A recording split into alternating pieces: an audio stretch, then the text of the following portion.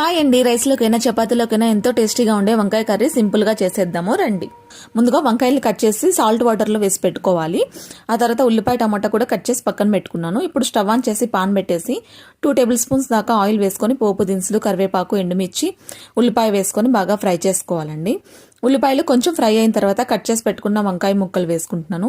అందులోనే సాల్ట్, పసుపు 2 వేసేసి బాగా కలుపుకోవాలి. మూత పెట్టేస్తే ఒక 5 మినిట్స్కి మనకి 50% దాకా ఉడికిపోతాయి వంకాయలు. ఈ విధంగా ఉడికిన తర్వాత ఒకసారి మూత తీసేసి కలుపుకోవాలి. ఇంకా ఇప్పుడైతే కూరకి సరిపడా కారం వేసుకుంటున్నాను. దాంతోపాటు కొంచెం ధనియాల పొడి కూడా వేసుకుంటున్నాను అనమాట. ఈ 2 బాగా కలపాలి. ఆయిల్లో కొంచెం ఒక 2 మినిట్స్ అలాగా మగ్గిన తర్వాత కట్ చేసి పెట్టుకున్న టమాటా ముక్కలు కూడా వేసుకుంటున్నాను.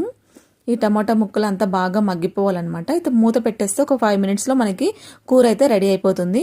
తప్పకుండా ట్రై చేసి ఎలా వచ్చిందో కామెంట్ చేయండి. రైస్లోకైనా చపాతీలోకైనా చాలా బాగుంటుంది.